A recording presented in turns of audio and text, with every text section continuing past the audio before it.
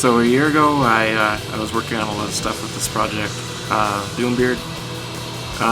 It started out a little bit as a joke, but not really. There were some serious parts that I wanted to see if I could put together.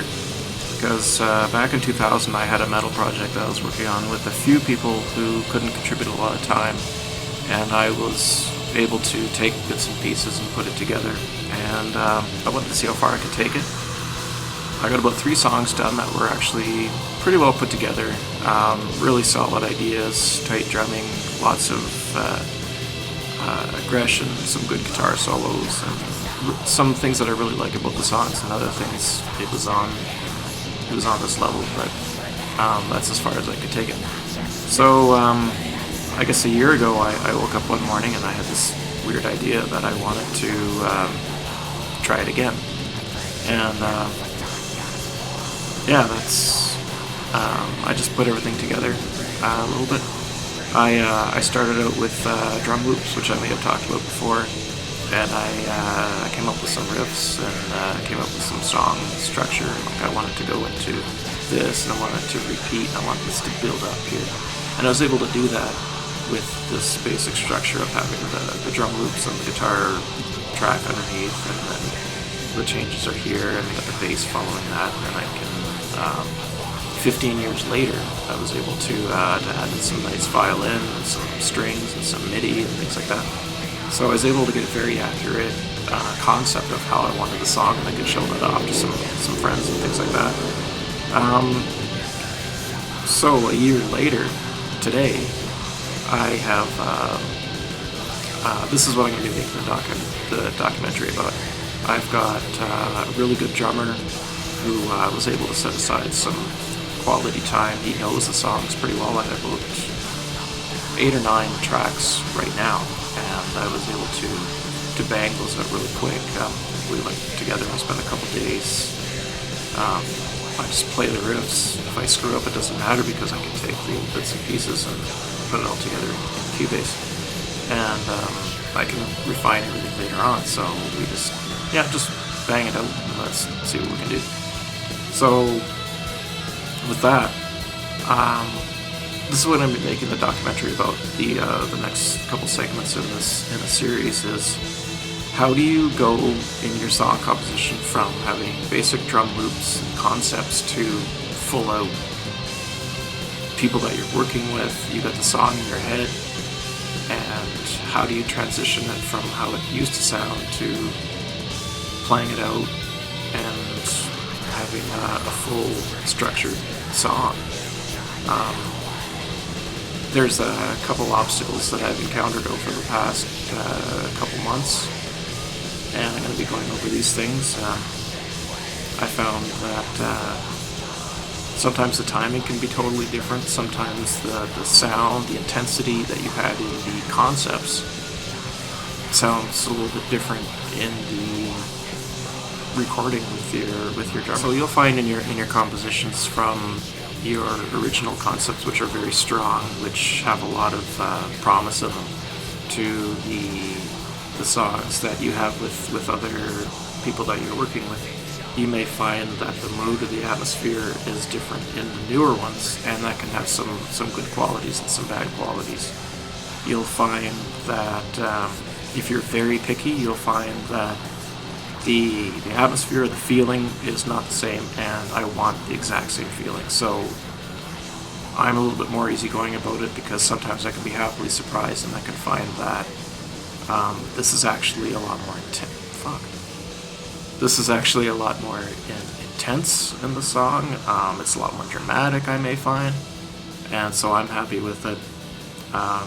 It all depends on the kind of music you're doing. It can depend on a lot of things. So some of that I can touch on, some of that I have no clue about, because as musicians or artists, everything is subjective, so it's not an exact science.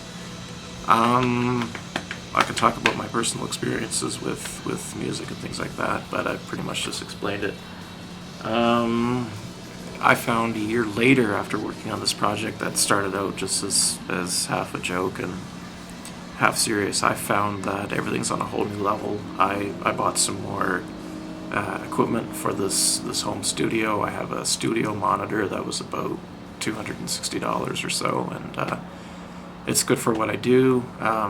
It's middle of the road, fairly good. There's a few things I like about it and a few things that kind of surprise me, but they surprise me in a good way. Studio monitor really brought the level of quality and the playing up to a whole new level, because the EQ was, some extra things were added. It was a muddy sound, and I think we're all aware of how that muddy home recording sound is undesirable, and it's something that we all want to do away with. I'm happily surprised that the studio monitor actually, if I do the EQ right and if I use some multi-band compression, which is a thing in Cubase, and it's probably the same in a couple other DAWs, that can actually, hopefully, with a little bit of practice, you can do away with that muddy sound. And I'm going to be talking about that later. I'm actually going to dedicate a whole section in the series to getting away from that muddy sound. So I'm really happy about that. I just had some really shitty vocals before, and you may have heard it in some of the previous episodes on this whole series. I wasn't really happy with the vocals, and they were a little bit of the humorous part of the project, but I actually got a couple different people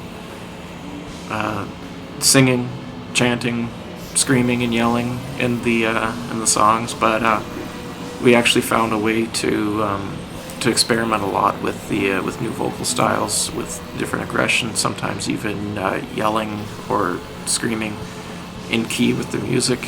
And I don't really want to say yelling or screaming, because it's I could say more chanting. It sounds like, I'd almost want to say like the power of the Red Army horse, like, oh. I don't really know how to explain it very well, but basically the only way I can really explain it well is there was one band that we heard live, and I don't even know where they're from or who they were, but the whole band was singing, and it was very powerful music. It was low, heavy, and slow, but they were all chanting in key with the music, and I thought, this is great. Like, it's not just one vocals, because I find one vocals to be pretty boring, but when everyone is singing, then it's, you can pull that off in metal, and I'm sure there are several examples I could think of off the top of my head, but whatever. We were able to do that, and we've got the high vocals, which is like high intensity, then we also have the low grinding growls, and then we also have some chanting in the middle, so there's a whole new dynamic range to the compositions, so I'm really happy about that. And when you add that with the orchestra stuff, the live violins along with the Midi, you have it's a really beautiful sound. And the thing that I like about this the most is you can have music that has such a dynamic range. We have, and in the compositions, after I'm going back and I'm doing the automation with these tracks, I have to go one way for a while, and let's say I decide, okay, I want the song to be just heavy, so I got like the fast drums, I got the bass with a little bit of distortion on it, and for the tone that I want, the low end, and the rhythm guitar is nice and loud with a lot of low end, and I might have some lead guitars just going crazy and things like that. But then I also have the orchestrated parts with the violins and the strings and cellos and everything like that. And where do I find the balance?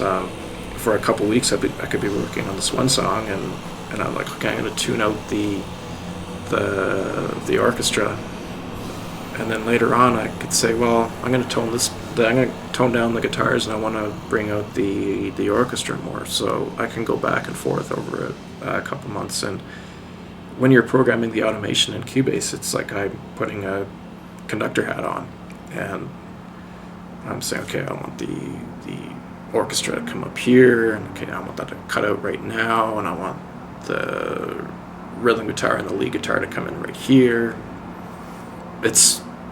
it's a whole nother aspect to recording and the composition and things like that.